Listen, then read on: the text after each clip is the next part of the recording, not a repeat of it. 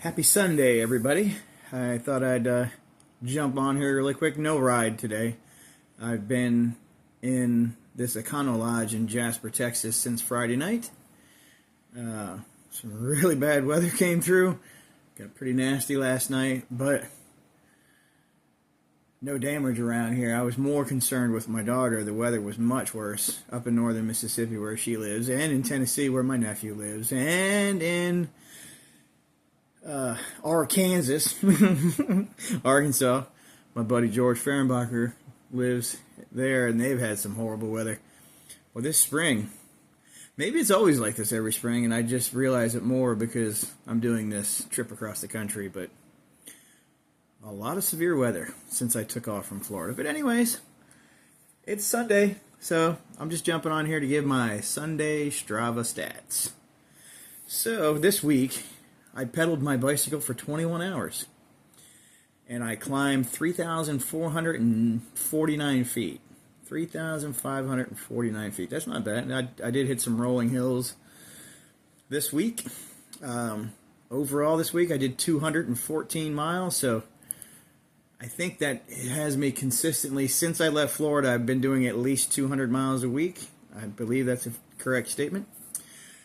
Not bad. I thought I might average more than that, but 200 miles a week has been getting me through. Since the trip started, I've had to stop like every 3 or 4 days to wait for severe weather to go through. So maybe at some point I'll get up to 300 miles in a week, but if I don't, I'm just trucking along at this slow pace. So for the year, since January 1st, I have pedaled 1,698 miles. 1,698 miles. So far this year.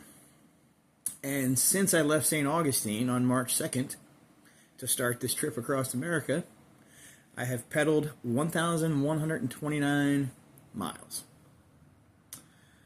Not bad. A lot of my friends have reached out to me now that I'm in Texas and have said, wow, you must be about halfway across the country now. And I think I'm getting close to halfway. It really depends on what route I take. The mileage changes, and I think for the foreseeable, I do that all the time, I can't talk. For the foreseeable future is what I'm trying to say.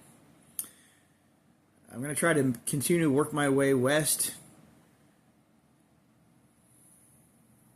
and sometimes I'll have to go south, sometimes I'll have to go north, so I don't really know.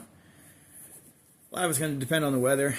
I try to look at terrain on the map to find the least elevation, but it's pretty much just rolling hills where I'm at now. So it's actually kind of funny. I'm bored here, sitting in a motel and looking like different routes from where I'm at now to get to California to the Pacific Ocean. And I don't even care what town I go to in California.